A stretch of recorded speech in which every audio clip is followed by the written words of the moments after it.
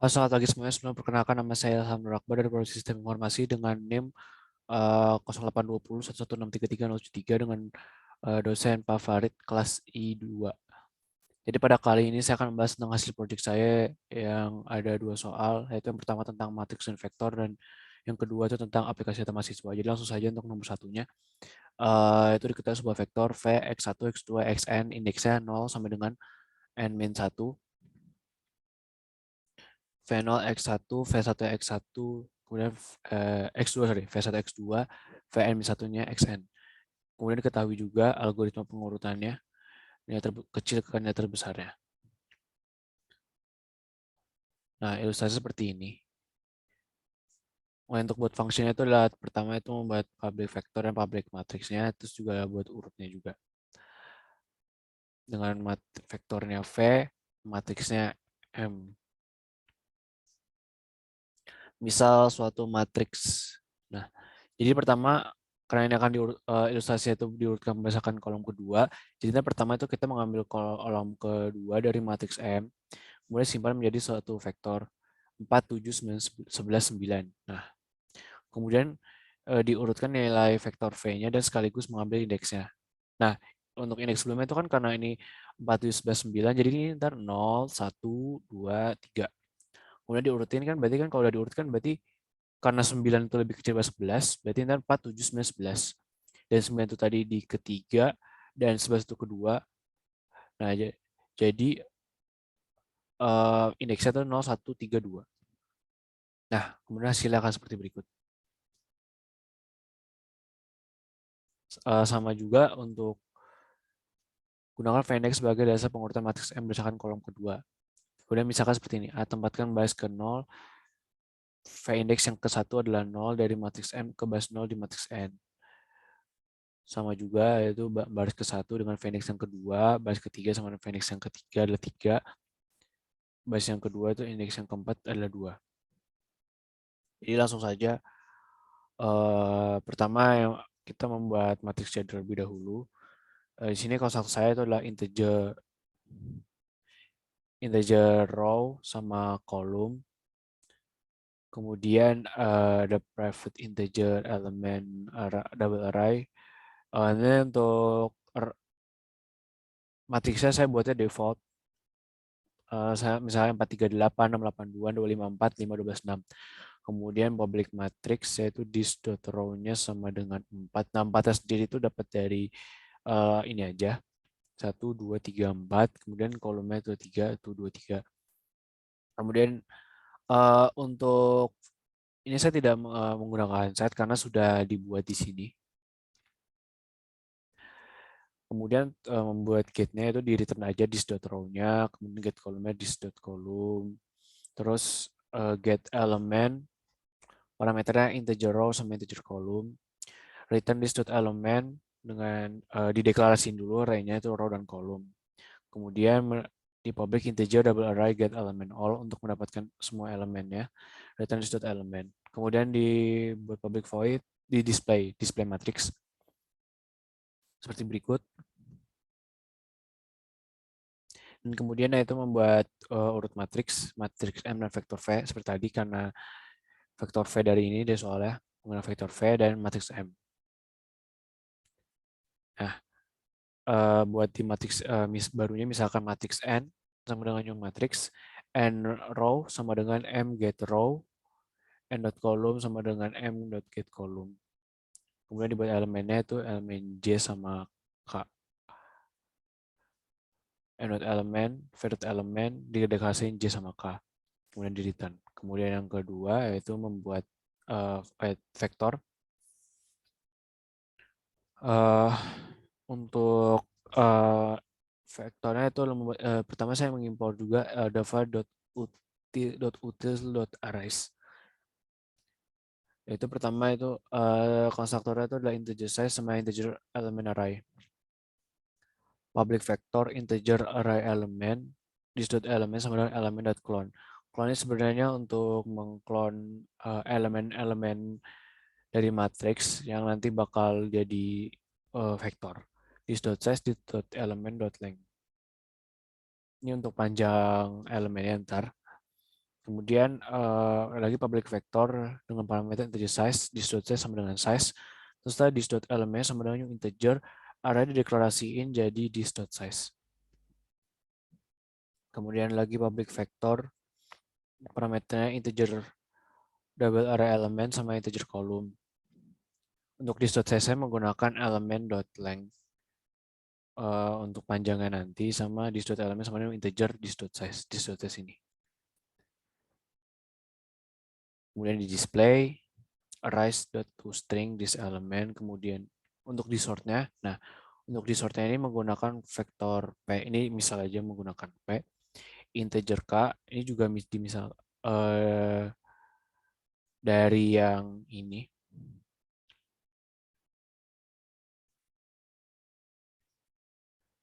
Nah, untuk K-nya sama dengan copy.element, ini copy sendiri juga baru juga.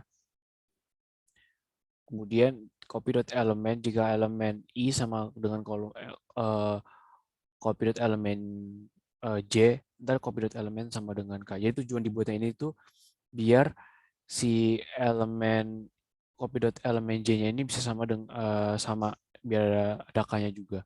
Kemudian di return. Kemudian membuat indeks urut vektor,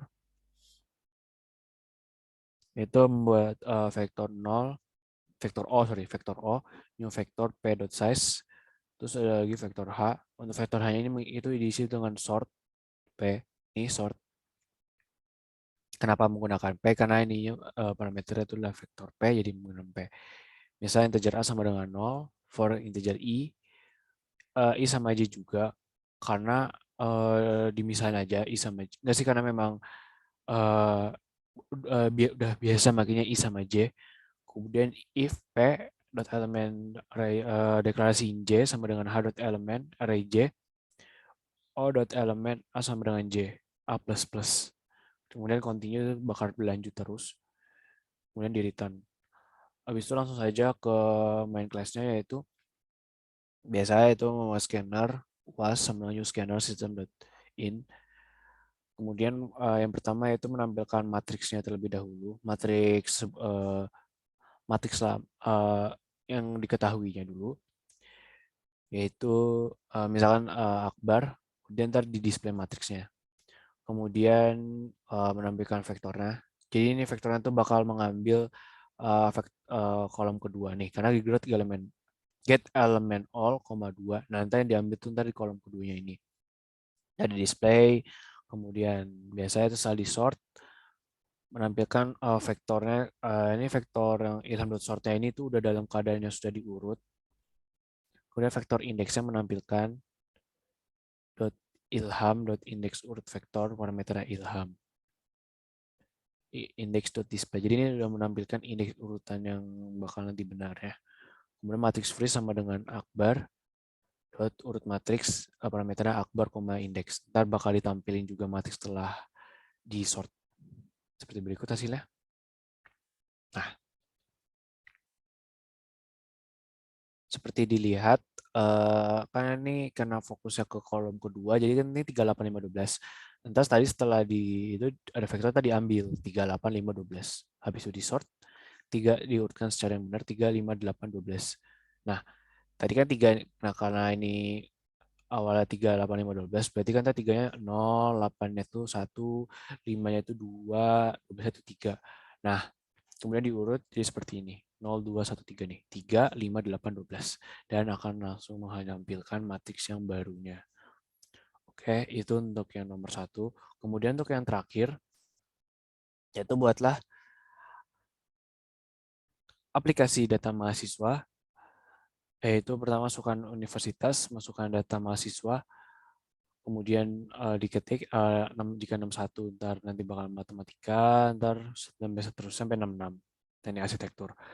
Kemudian apakah Anda ingin memasukkan data lagi? Jika iya, bakal mengulangi dari awal, masukin nama. Kalau tidak mau, maka aplikasi bakal berhenti dan akan menampilkan totalnya. Oke, jadi pertama yaitu membuat kelasnya dulu. Yaitu untuk pertama saya membahas ini dulu, data general sama data akademiknya, karena itu bakal isinya itulah NIM, nama, alamat, dan jurusan. Pertama itu membuat data general. Data general ini isinya itu adalah nama dan alamat. Private string. Kemudian di public yaitu di data general string nama, string alamat. Nanti di sudut nama sama dengan nama, di sudut alamat sama dengan alamat. Kemudian menggunakan metode enkapsulasi, yaitu untuk set dan getternya. Set nama, yaitu parameter string nama, kemudian di sudut nama sama dengan nama, kemudian untuk getnya tadi return aja, sama seperti set alamat, itu menggunakan string alamat parameternya, sama seperti get nama ini, ntar di return aja. Kemudian sebenarnya untuk data general ini itu adalah parent class-nya, dan data akademika ini adalah child class-nya. Nah, karena ini child class, jadinya ntar ditulisnya data akademik extends data general. Nah, untuk data akademik ini itu data-data yang berhubungan dengan akademik, yaitu NIM dan jurusan. Sama seperti tadi, tapi karena ini adalah data akademiknya itu ada string nama, NIM, alamat, dan string jurusan, ntar karena nama dan alamat tidak ada di data akademik, maka bisa, karena nggak diketahui, bisa langsung aja menggunakan super nama, alamat parameter. Kemudian sama seperti tadi yaitu di set name dan di set jurusan, kemudian get name jurusan. Kemudian ada ini ya, kelas lagi yaitu adalah kelas cyber campus. Jadi kelas cyber campus ini yaitu akan mengambil data-data dari data general sama akademik, yaitu private array list. Kenapa? Oh ya, private array list ini sendiri itu gunanya apa ya?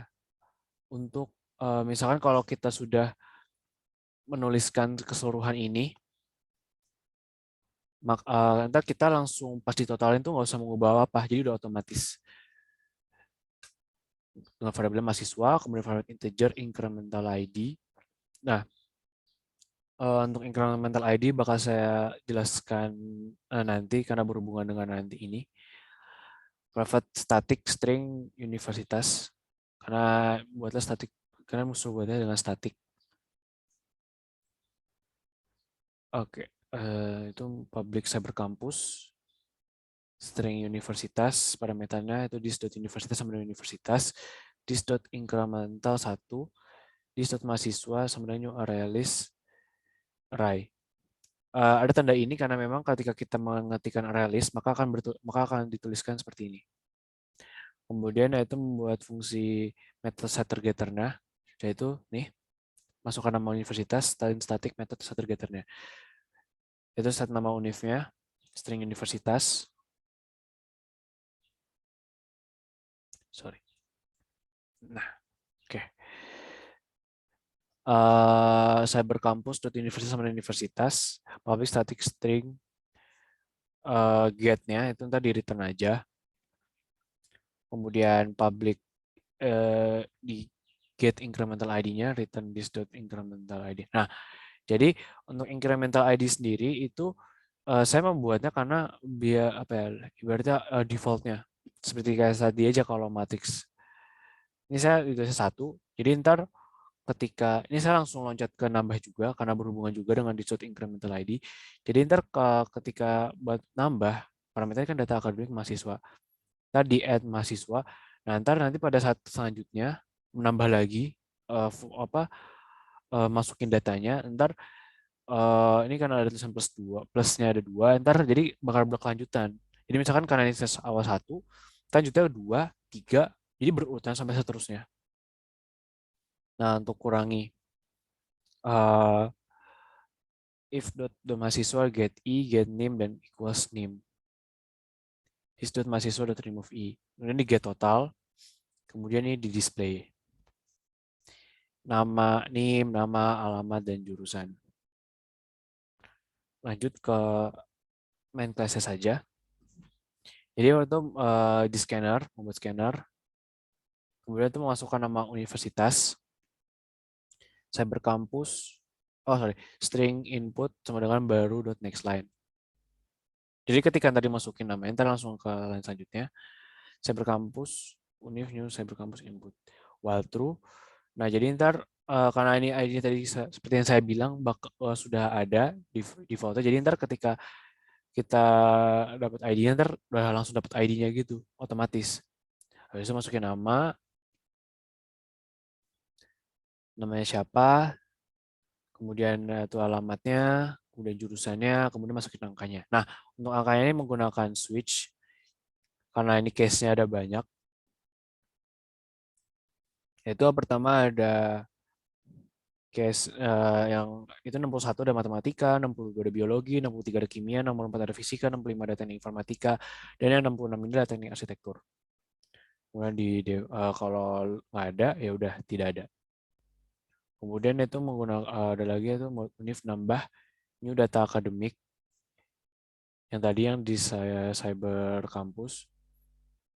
Kemudian the value-nya itu dari get incremental ID orang kota studi. Nah, orangnya tadi ini nama yang orangnya, yang kota ini yang alamat, yang studi ini yang jurusan. Kemudian bakal kita tanya, apakah Anda ingin masukkan data lagi? Nah, jika decision-nya itu equals-nya tidak, T. Jadi kita sebenarnya mau nulis selain T, misalkan mau yes, no, mau yes atau y atau iya, itu tetap bakal lanjut. Terus juga termasuk kan kalau T ini kan bilangnya tidak kan. Nah, walaupun entah kita bisa tidak atau no, itu tetap bakal lanjut. Jadi kita harus buat dulu equals-nya T. Kemudian ntar kalau ketika sudah T, berarti kan T ini artinya aplikasi berhenti kan. Nah, maka akan menampilkan totalnya. Oke, total, kemudian di display, dan break. Break ini artinya udah selesai untuk yang while-nya. Nah, jadi kita langsung aja. Iran. Nama universitas, misalkan Unair. Nama saya Ilham. Alamatnya saya tinggal di Jakarta. Jurusannya itulah sistem informasi. Masukkan angka, misalkan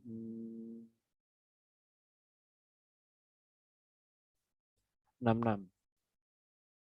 Apakah ini melanjutkan data lagi? Ya, lanjut lagi. Misalkan namanya Ruben. Kemudian alamatnya Bandung. Jurusannya misalkan teknik sipil, masukkan angkanya itu 66. 64 deh. Apa masukkan lagi? Nah, kalau misalkan kan T itu bilang tidak. Nah, kita bilang tulis saja tidak.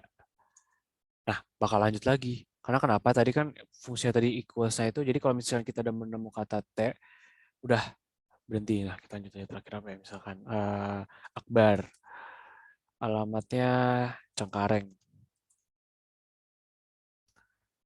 Jurusannya kedokteran. Masukkan angka misalnya 62. Nah, apakah Anda masukkan data lagi? Nah, karena kita langsung aja T. Hasilnya adalah, nah, jadi ketika T ini berarti hasil proses sudah selesai kan. Nah, bakal menampilkan totalnya. Totalnya ada 3 yang memasukkannya, yaitu NIM pertama, yaitu NIM yang ada 1, 2, 3.